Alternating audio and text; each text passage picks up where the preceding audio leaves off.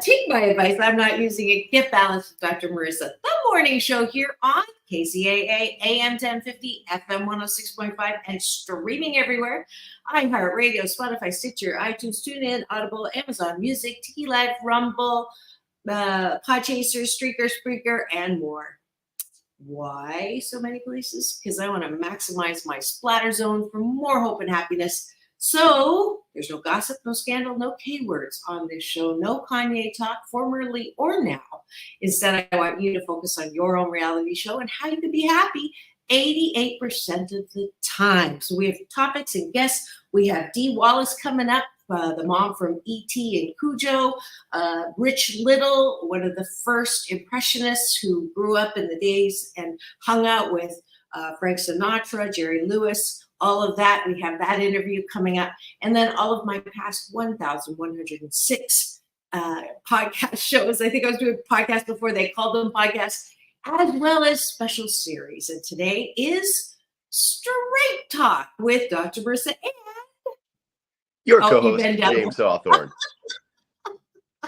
It's so wonderful to have you back in studio. He is my Thursday, not throwback, but real live, in-person Thursday Straight Talk with Dr. Marissa. He's an actor. He's a trainer. He's a film festival founder. He's single. He's cute, sexy. And let's see, anything else I want to say? No, we'll leave it for a little bit later. But so glad to have you back.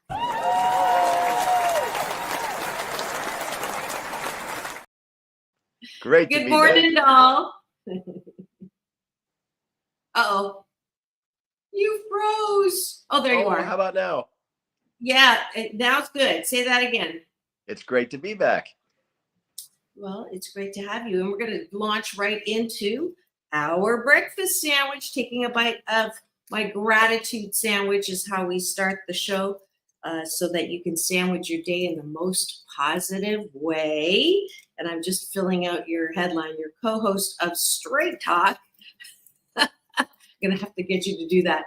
Well, you've got so many shows. You're right. I do need to specify that. Yeah. But we start with 8 things that we're grateful for that is outside of ourselves. So, James, kick it off. Let's do this. I'm grateful for my proximity to great hikes.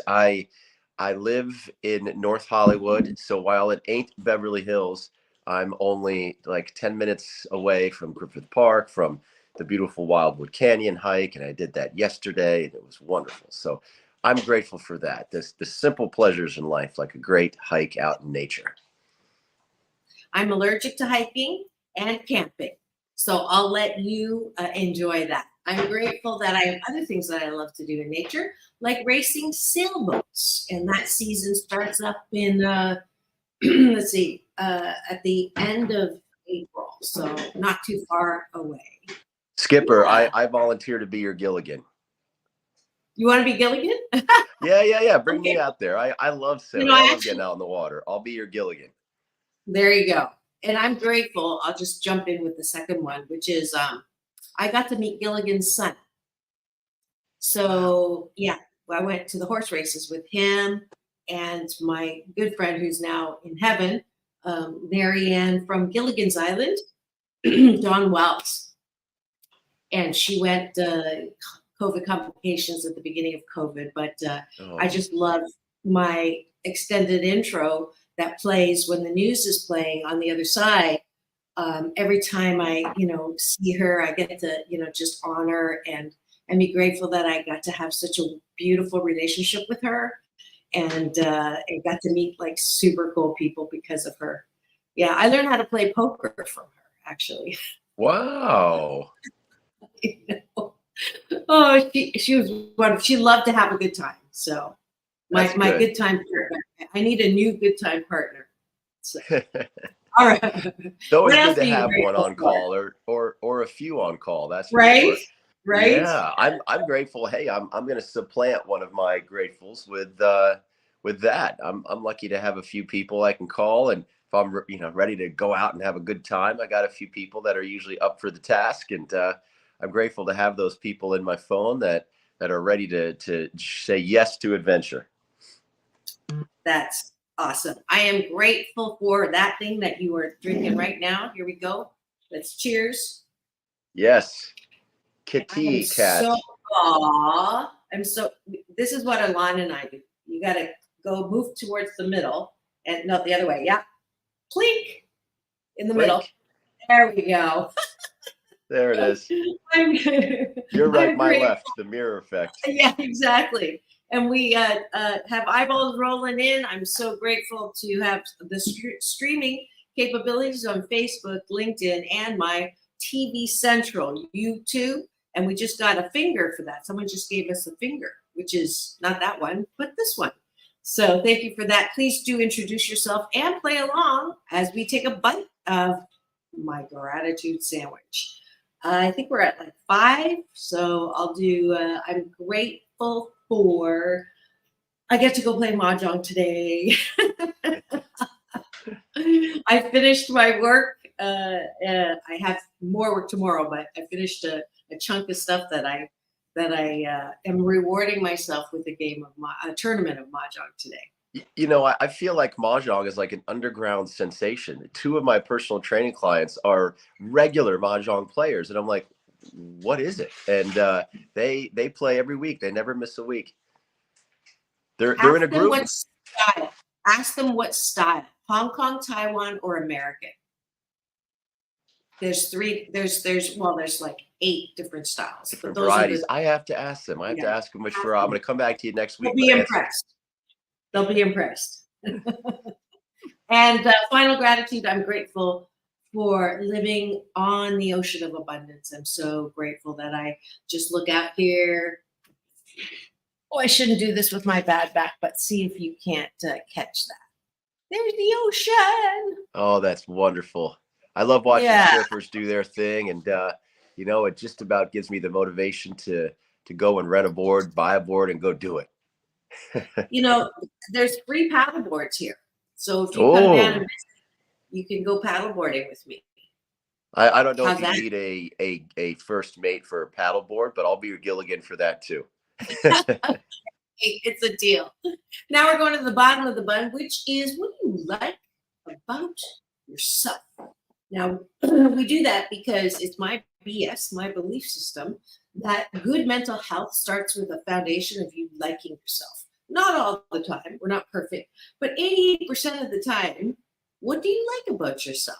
Because from that place, we can care for ourselves, not looking for love in all the wrong places. We can soothe ourselves so we don't do knee-jerk reactions, which means you're being a jerk usually when you do a knee-jerk. So that's why I am helping you weight lift training. Before you go to bed, think of 8 things that you like about yourself instead of, oh, I didn't do this, or I forgot to do that, or I didn't do that well, or who's doing me wrong, all of that BS. All right? So what do you like about yourself, James? My creativity. My roommate is creating, who you met at the end of last week, is creating a really awesome clown show that we're getting ready. And it's not exactly what you would think, like circus clown. It's not like that. It's more in the theater sense. And we are bouncing ideas off of it, and he's going to have me be an integral part of it. So in a way, we're sort of co-creating it, and we spitball off these ideas back and forth, and it's just such lively brainstorm sessions, and we're just like thrilled to put this thing together and hopefully put it up for the Fringe Festival, which is just an exciting time in Hollywood where all these creatives are putting up shows, and it's just a great opportunity to put your stuff out there in front of an audience, and I'm surprising myself with some of my creative ideas, and that I can keep pace with the creative clown that I live with. So I'm not grateful for that, but yes, I'm grateful for that, and I like that about myself, I suppose. Yeah, you're appreciative for your creativity, and I will ditto that. I got a really good point, and now I just lost it. I appreciate that I am also creative with my dress, my fashionista dressing, and I got a cool new pair of glasses yesterday. Can you see? Ooh. Let's see. Is that the side I want to show? Whatever. I love my Pradas, so I just got them done, and then I promptly almost lost them. Valentine's Day, I went to see a really good movie, One Love, Bob Marley. So you recommend Definitely. it? It's on my list. Some of those It's biopics are so great. Some are good. terrible. This was a good one. Yeah, no, it was beautiful, and it's approved by his son, which is, he comes and talks before the movie, and I had my glasses in my lap, and then stood up, and it fell to the ground. It didn't get stepped on. It stayed with the popcorn that I had dropped.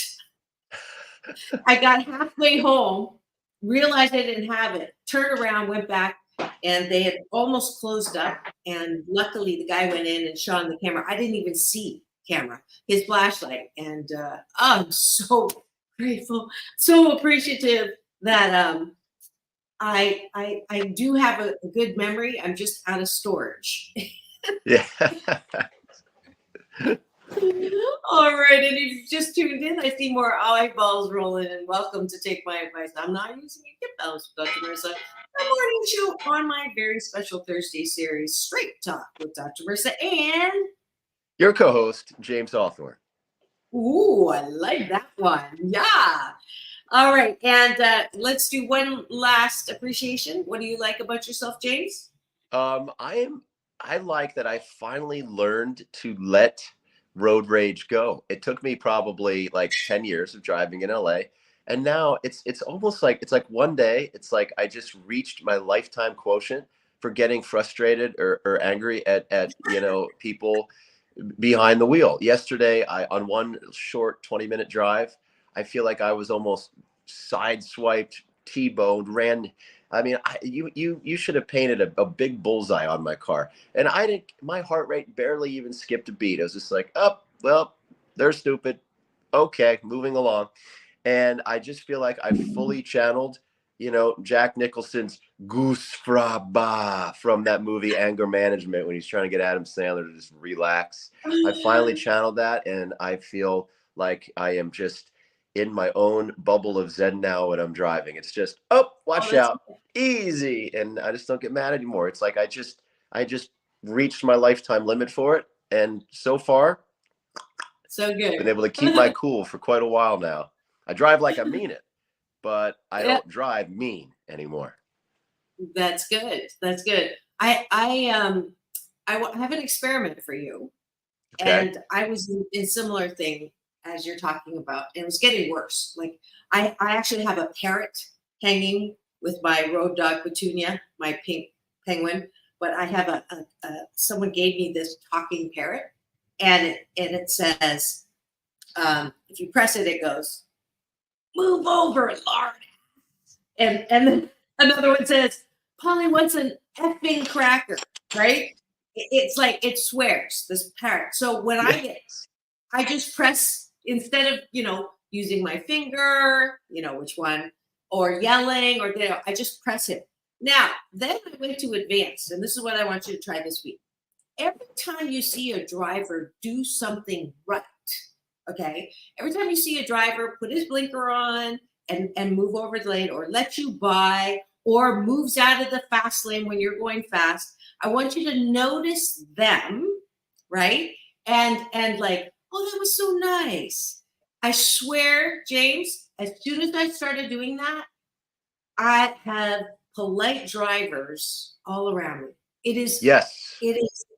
is so weird how the law of attraction really works. It's not personal, right? Nobody's out to get me, but it feels that way when I keep noticing that. So just try it, Aziz. I'm curious if I'm blowing smoke up my own assets. No, you're not. The other thing that happens when you do that is all of a sudden all these parking spaces open up for you right out front. You're looking for a parallel parking spot, and they're pulling out right when and where you need them to. You just create all this good karma. I agree. And this goes back to the things we like about ourselves, our default mode is inadequacy. And we're constantly being, like you said, oh, I didn't get this done today. Oh, I'm behind on this. What must they think of me? Why hasn't this person texted me back? I must be unlikable. But when we actually do something good, we should take a moment to celebrate that. It doesn't mean that, you're giving yourself a participation trophy for every good thing that you do. But if you just take a moment to go, yes, I did do that, I think Yep. that those little things, the little victories, like I got my grocery shopping done in under half an hour and I managed to save 45% on my bill. Aren't I a savvy shopper? Just taking a moment to say that instead of, oh, Exactly. this grocery shopping. Now I'm so behind on the next thing I have to do. It's a nice replacement. Absolutely. You totally got my point 1000%. One more So thing I that's have to riff on with your parrot, by the way, your okay. your Yeah. your cussing parrot, is Yeah. my dad used to sell all these stupid little knickknacks just for fun as a side shop. And he had this little goofy plastic switch that would stick on your dashboard, and it was called a death ray. And all you would do is just flip the switch, and it was a death ray whenever somebody would, it didn't make any noise. It was Oh just a my plastic switch, gosh. and you, like James Bond, could just go boop. And then he had a little battery powered thing that you could put down like on the center console. And it had 3 settings: a death ray, woo, woo, woo, woo. It had a machine gun, da, da, da, da, da, da, and it had a grenade launcher.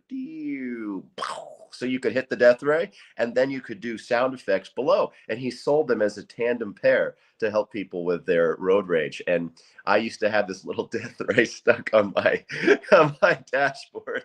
I And people want would get in my one. car and they'd go, what the HE double hockey sticks is that? Yeah. I said, Yeah. you'll see. Oh, well, I want one of those, and then I want to add an applause button so that when Yes, they do for what, to something your right, point. then we do the applause. Yes, and to riff on your parking, not only do I get perfect parking, like people are leaving, I get money left in the meter. How's that for, yeah. And it's all because of my discipline of trying to get to the best feeling thought as quickly as possible. I Yeah, no, totally it's know good that karma. is If why. if I put money in my meter and I notice like the car behind me or in front of me is out, sometimes I'll throw $1 in there just, just Ah, because it's only a I don't do buck, but it could save them $70 and for it could save them a ruined day. It cost me $1. So happy to that's a fair and good trade in my book. wow, man, you just up one on me. Let's I might just do that. I do want to carry bottled water in my car for people who I do see that are homeless. That's my new thing. I learned that from Jeffrey, who's Doors of Change founder. But anyways, we're off topic, and I haven't even given us the applause for finishing breakfast. Thank you for joining us for breakfast and taking a bite out of my gratitude sandwich. I promise if you do this for 28 consecutive days, you will sandwich your day in the most positive way, and you'll be smiling more. You might even have better relationships, which leads to better sex, which leads to not necessarily babies, but I didn't know how to follow that one up. But anyways, thank you for joining us.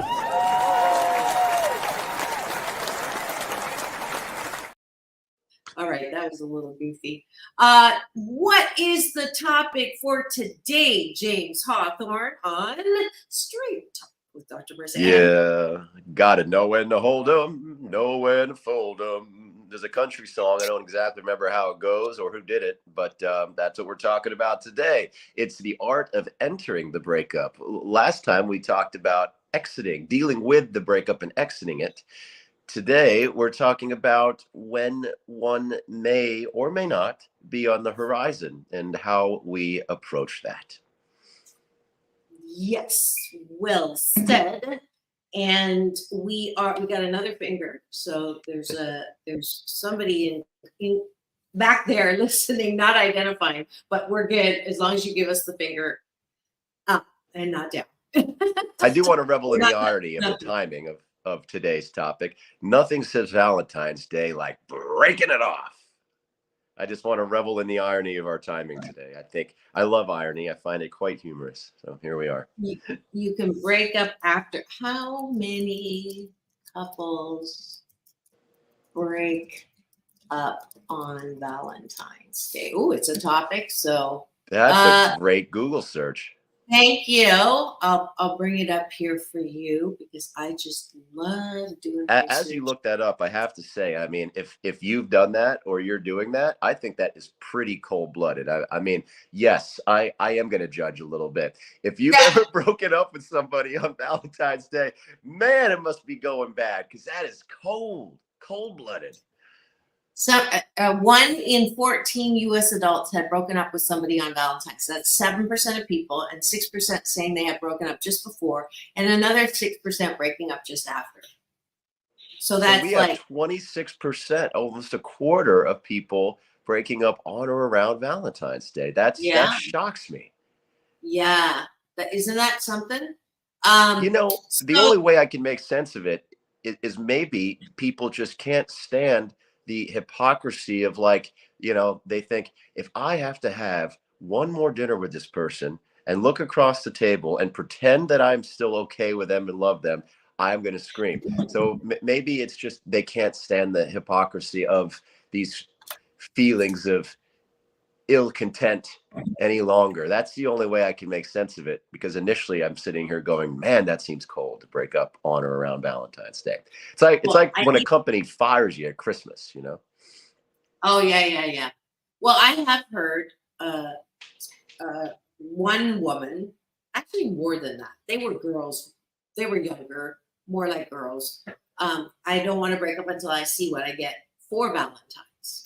Or I didn't get what I wanted for Valentine's. So it definitely is, for me, it's kind of like my birthday, where you almost set yourself up for failure because you have all these unconscious or unspoken expectations of how people show their love to you. And so if you have that expectation and it's unmet, then the whole relationship gets thrown out, So anyways, that might be also another reason. But let's go directly, put the moose on the table. What in your opinion constitutes a justified breakup?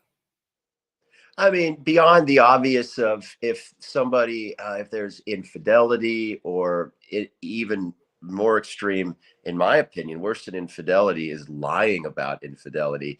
If somebody is unfaithful to me, depending on how we handle it, there's a chance. If somebody lies about the infidelity, then that's like a double violation of trust. And the lying to me is even worse because it means that there's a communication incompatibility, and that's, to me, is a non-negotiable. That's a big one. If somebody is repeatedly just showing a lack of interest or effort in spending time together, and I'm a very independent person. I mean, if I'm seeing somebody that I'm dating like twice a week, I'm thrilled. If they live nearby, if they're within an hour away, that's more than enough. It's not like we have to do everything together, but if there's a constant and long going feeling that I'm the only one making the effort, that's not necessarily a breakup for me, but it's a discussion. So I think one layer of our topic, know when to hold them, know when to fold them, is when do you decide that you want to work on something with that person versus when do you just rip it right off and throw the baby out with the bathwater. And my inclination is that people are very quick to rush to the breakup when, through good communication, there might be behaviors and things that can be improved and worked upon. It's like they say that you're stuck with your family, right? So you can choose to just always be at each other's throats, or you can work through the things that bother you or irritate you or disappoint you about it because you're stuck with them anyway.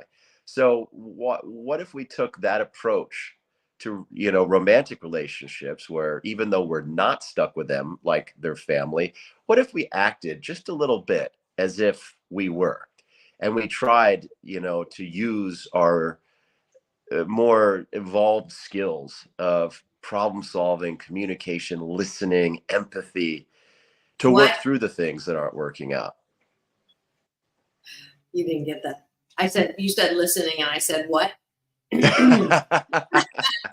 I'm sorry, what you were blathering on for a good 8 minutes there. I checked out at family. Yeah, I totally agree with you. I think the answer is always balance, right?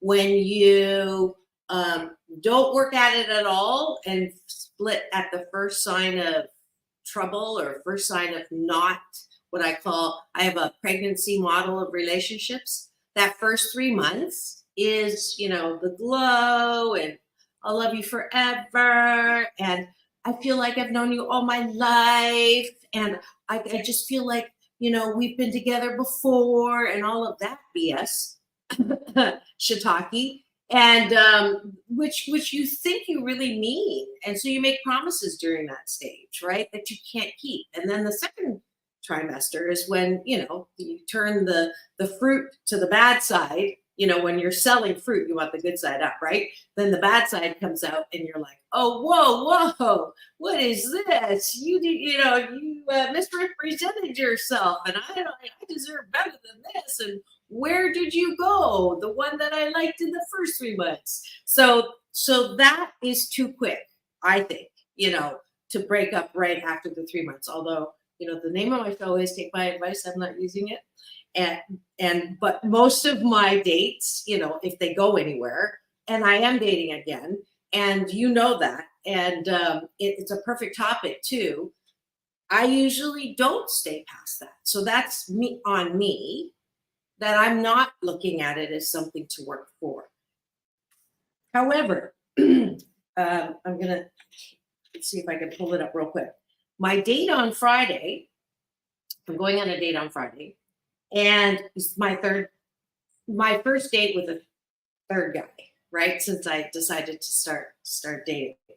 And he sent me, which I thought was, we've had one conversation on the phone and he's like, wow, I can tell you're a great communicator and you're very accomplished. I bet you've had some challenges meeting someone who can relate to you without fighting for attention or putting you on a pedestal that you can't get off of. You didn't say exactly those words. I like those words. I say that. But that describes it. And I said, absolutely. So he sent me this clip from this guy who just spoke at the Opera House. Irony, I was just there. And he talks about the problems we have with relationships because of how we were trained in the era of romanticism.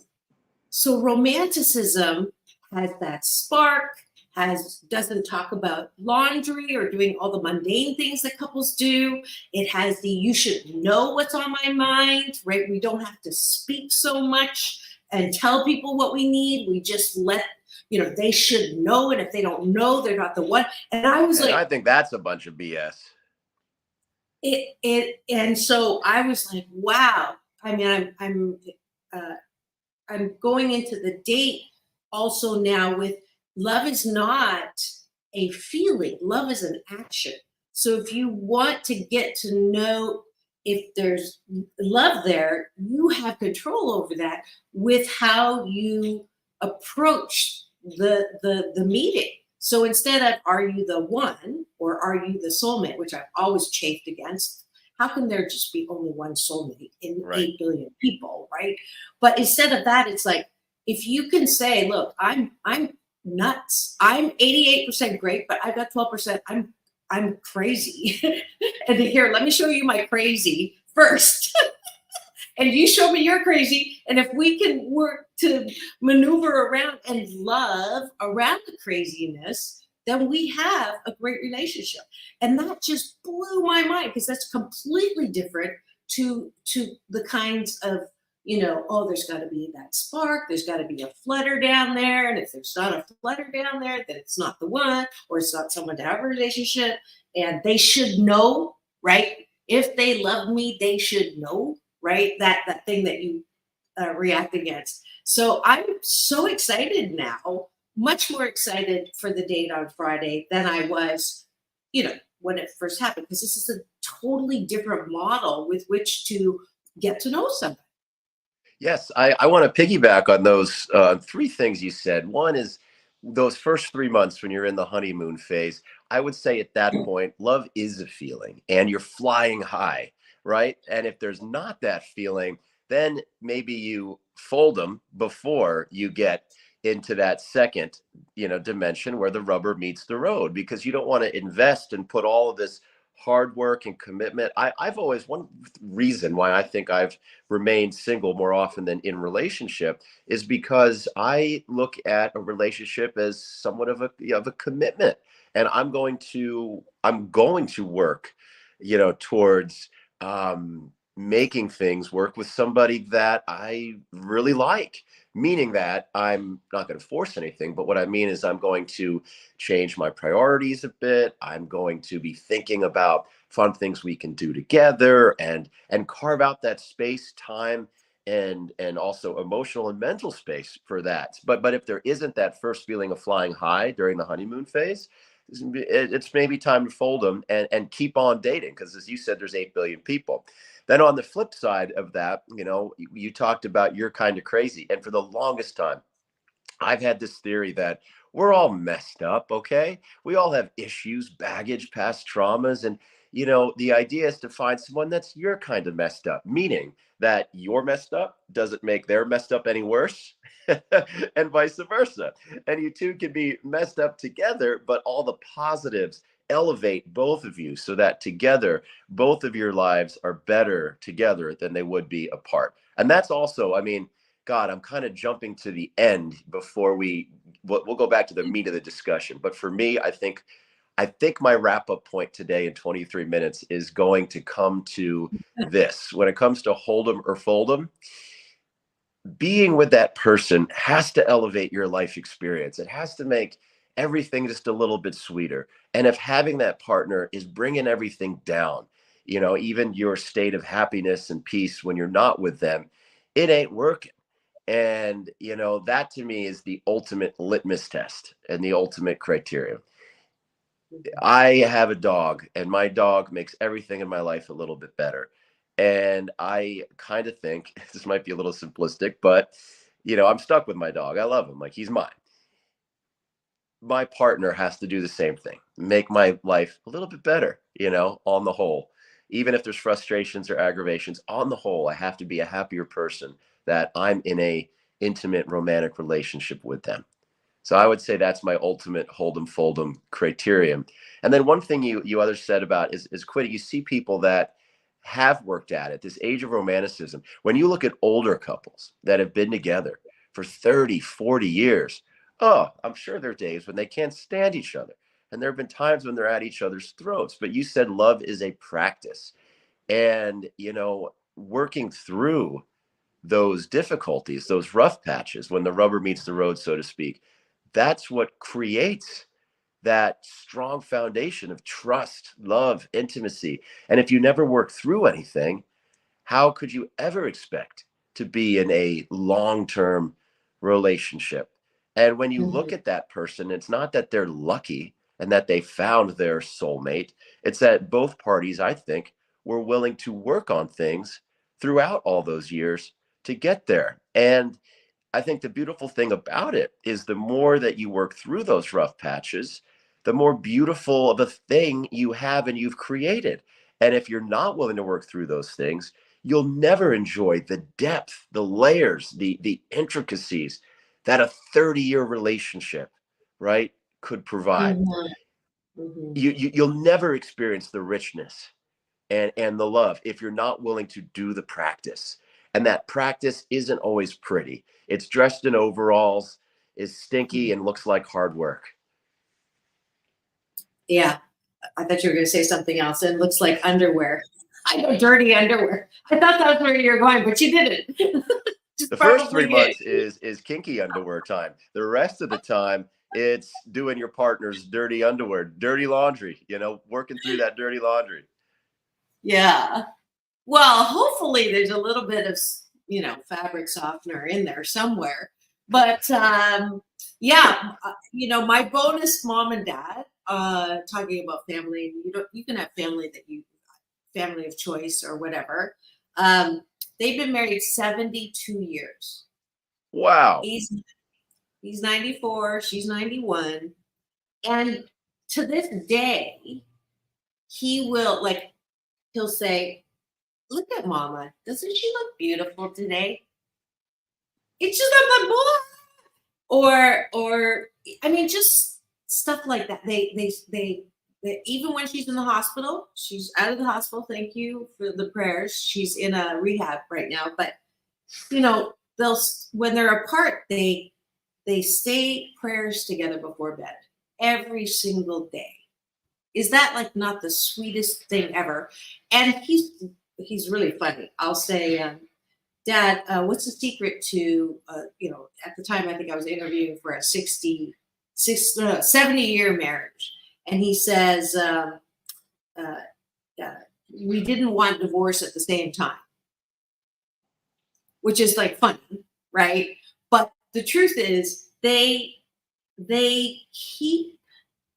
like teenagers, that first whatever. And he'll tell the story of when he came back from the Korean War and when she came to see him because he had been hurt in the war and came to the hospital bed, he said, "That was the most beautiful woman I've ever seen in my life." Again, and he'll tell that story even today.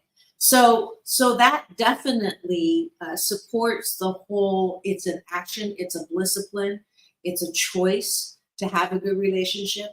To love is not what we think it is, that to complete you, you're incomplete unless you have that twin flame or the soulmate or whatever that is. And I'm just so excited now that, I'm not going back to dating the same way. I'm not going back to dating in a relationship in the same way. And it's really interesting. I knew that because my big brother, Michael Bernard Beckwith, he had prophesied me, finding a mate this year, right? And I'm like, man, it hasn't come true. He said July. I'm like, yeah, it hasn't come true. But now because I said that's going to take a long time. But I think with all the receptivity I've had around learning, it's coming all these different from all these different places, all of these ideas and models and learning about what a real relationship, because I have never had, honestly, I've never had a real, I used to say that as in, oh, poor me, right? I had a husband, all that sort of, and the dates, not positive. So I don't even think I have one positive relationship story at all.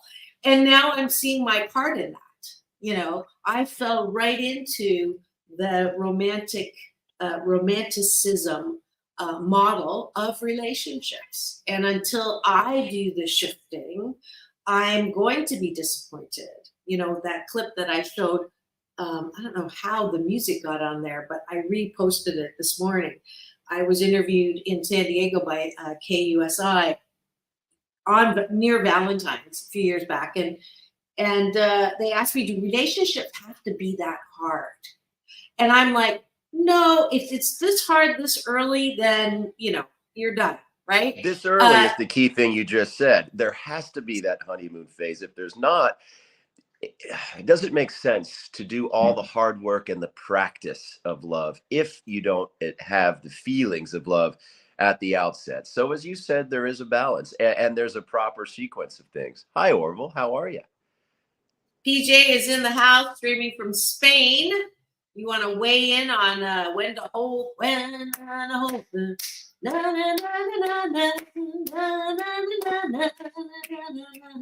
That's the music side. You had the word side. Yeah, thank you. Know when to hold them and know when to fold them. I'm going to work that into my karaoke repertoire the next time I go out. There you go. Well, it's good to catch you live in the Cashew Gallery as well, PJ.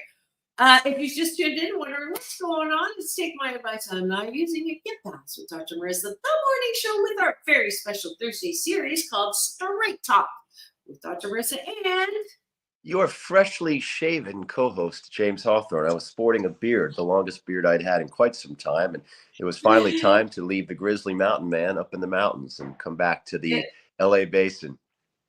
And I love Butt that. chin.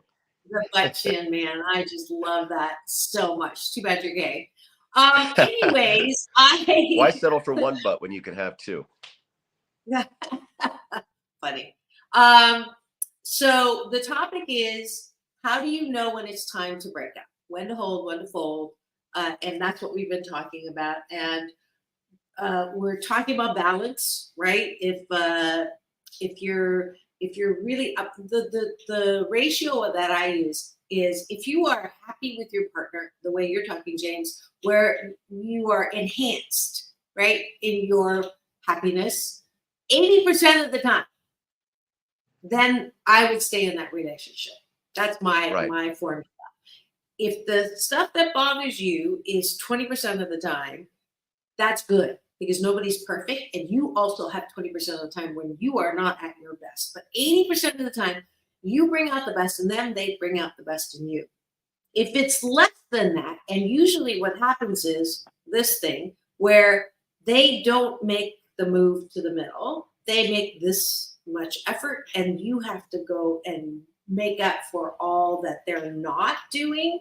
That is not a good relationship, because that's called codependency. You're trying to make them happy because they won't move towards you, and then you complain about it. So here's the deal. If you spend 80% of your time complaining about the partner, even though you say they're only 20% this, you're letting go. They don't deserve to have someone constantly criticizing them 80% of the time. That's not okay. It's not because you deserve something better. They deserve something better. There's 2 points I want to make to that. I agree completely. However, I want to say that we've approached this topic today within the parameters of dating. Now, if you put this conversation within the parameters of marriage, there's other considerations, right, that come into play. Because when you think about what happens when people get married, there's this whole ceremony. You have exchanged these vows in front of hundreds or dozens of your closest family and friends. And I feel like there's this added pressure, right, to make it work. And there's this whole institution around it. You've probably got a home together. You have all these great tax benefits you've been enjoying together. You have all of these mutual friends and everything. Your whole lives are intertwined. There might even be children together. And yet, right, over half of marriages end in divorce. And, I like your rule that 80% of the time, and I think I like it because it works within the parameters of marriage, even with all these other considerations that exist there that don't exist when you're just dating and just looking for a life enhancement, which is what I think, if you're not married, what a relationship should be, right? If you do your gratitude and self-love work every day, and you've got this great tasting cake, they're this really lovely icing or accoutrement to an already great life. But with marriage, it's real. It's more intense. And, deciding when to hold them, when to fold them can be clouded, I think, in marriage by all these other things. And I'm going to use my parents, for example. These are two people that spent 25 years together. And in my humble opinion, they never should have been married. They weren't right for each other. I'm glad they did, because I'm here. And they were great parents to me individually, but they were never right for one another. And they tried, I think, too hard to make it work, at the detriment of their own happiness for a long time. I tell both of them, I got to finally meet them about 5 years post-divorce, once they got through all of that crapola that goes with a divorce and 25 years of marriage. I'm like, Mom, so nice to meet the real you. Dad, samesies.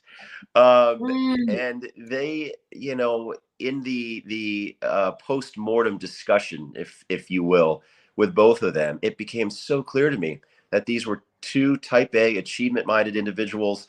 My dad already had had a failed marriage. He didn't want to quit or fail. So this notion, I think, the thing I want to take away from that is, yes, they tried to work on it I think one worked harder than the other and one kind of just withdrew. But at the same token, if it's really not working and it's not vibing, I think you have to recognize that, even when there's 25 years of marriage. And I think maybe they stayed married, 15 years too long.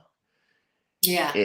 When you really get down to it. And that, yes, love is a practice, and we look at these relationships with couples that have been together for 40, 50 years, and it's beautiful. But don't make yourself suffer, for longer than you need to. If you've made a mistake, even if it's after a marriage and a ceremony in front of hundreds of your closest family and friends, sometimes you have to go, oh boy, it's time for a major reconstruction of my life. So I'll add that and say that. Yeah. I take a little different frame on that. I don't believe that any marriage is a failure. I don't believe that there's a mistake when there's a divorce. I believe in chapters in a book of romance. And that chapter that you had with whoever it was helped you learn what you need or want more of and what you need or want less of. And they were your teacher in the discovery of that. And when I see it with that frame, I'm less likely to blame the person in the relationship that they were responsible for that. So even in the extreme of cheating, even in the extreme of lying, it takes two to contribute to something that was the coping device. I'm not saying that I could never get over. I couldn't. I mean, I'm glad that my husband finally cheated on me because it gave me what I needed to get out of that relationship, because I tried to leave 6 times. And I was just going to ask you couldn't what do the it. last straw was, because you've Yeah, talked about a that was lot the of last character straw. traits about him and the way he treated you that I thought was terrible. So what I was going to ask you is, what were when you decided to hold him, what actions did you take to try to work through those things or communicate that with him? And then what was ultimately the last straw? So now I understand, after all those other things that he was doing that I think were of bad character on his part. That's just not what you do when you are supposed to love somebody in a loving relationship with them. I get the last straw now. What, if you don't mind taking a minute, No. what did it look like when you tried to work through some of those things that kept you around when you did decide to hold them? What did that process between the two of you look like? So I filed, and then he, after we barely started the process, he said, I don't want to get a divorce. If you still want to, yes, but I think we should go to therapy, which was kind of funny because we'd already been to separate therapists, but I tried to get him to go to a therapist with me, but he wouldn't do it. But after I filed the first time, he found that motivation. So we went to the therapist, and great guy, Todd Krieger. He's been on my show multiple times, and he's the one that talks about staying even after cheating. So if you want to hear all of that, but he worked with us and said basically to my husband, if you want to stay married to her, you're going to have to be intimate with her. I'm going to say it nicely. He said it very moose on the table. You're going to have to hockey puck her. And you're going to have to do it at least once a week. Can you imagine, being told that that's what you have to do? At least once a week. And if you don't, she might still even stay for a year, maybe 5, but she's not going to stay forever, because I had gotten healthy enough to understand that I was in that relationship because it reminded me of what I was familiar with growing up, not feeling good enough, not feeling attractive. That's why I stayed, right? With the constant hope that if I could make him love me, it would be okay that my mom didn't love me, right? So that's a very common thing for people who have childhood trauma. So once I began to work on myself and get healthy enough, then I knew I didn't have to stay there, but let's work on it and see if it'll work. So we did that, tried to make it work, and I think we're getting the time signal already because, we cut the 5.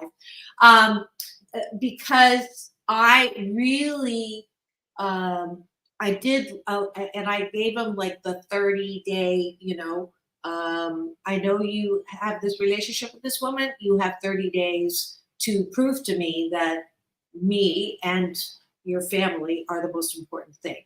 And the 30th day, he was getting picked up by her to go to a joint, another preschool mom, to go to an outing. And I said, well, you just chose. And so at that point is when I knew, I really have, I tell this to couples all the time. When you have kids, yes, divorce is not an easy solution, but I ask everyone to look in the mirror and say, have I done everything possible to Yes. to be able to stay in this relationship? If I have, and it still is heartbreaking, and it still is just, I was, as you said, not treated well. And when I came to that point was, okay, that was the last straw. And it wasn't, again, I don't blame him. Well, a little bit, but I don't blame him mostly because he was damaged. I was damaged. Damaged attracted damage. We have 2 beautiful daughters, no regrets. And, God bless him. But I that's why I say that was a chapter in my book of romance. I learned so much about myself, primarily that I am good, that I am worthy, that I'm not ugly, that I'm not fat. I can't believe I just said that out loud. I'm working on that right now. I would like to say that I think that looking yourself in the mirror, because we talked about the parameters, hold them and fold them within the parameters of marriage and all of the joyful baggage of children and everything else. I want to call back to those people that aren't in a marriage and that are dating. And you talked about that 80% rule, that stuff. If you are not happy 80% of the time, I think a lot of times, this is a piece of advice that I'm going to give because I've been guilty of not doing this in the past, and I had to catch myself on it. We can be upset with that person and play it over and over in our heads, and we can imagine these conversations we've had with them to try and work it out. But you have to look yourself in the mirror and ask, have I actually communicated with my partner and said, hey, I need to talk to you about something? Sometimes we think we have, and instead we've just ruminated on it, and it's making us miserable. And it's not that we're not happy 80% of the time. It's that 20% keeps playing over and over, and we haven't found the courage or the right time to sit down and say, I need to talk to you about something. So that's my only caveat to, have I done everything I can? It's have you communicated that with your partner and given them a chance to meet you and work through the pieces that aren't working. And when you do that, you might find that all of a sudden that 40% you're not happy with is down to 10%. And that's kind of a cool little magic trick. Separate what the strife is in your own personhood versus that which you actually have communicated with and put out on the table. Yeah, good point. Good point. And that is your final word, because we're at the end of the show. My final word is, that 80%, are you 80% happy? And if you're just harking on the 20%, is it an INTBOAD? It's not that big of a deal. It just makes him, his quirkiness, whatever that is it that big of a deal? If it's that big of a deal and you can't let it go, then hasta la vista, baby. Good final word. It's all about balance, folks. Peace in, peace out. World peace through, inner peace. Thank you for joining us here on Straight Talk with Dr. Marissa and co-host James Hawthorn.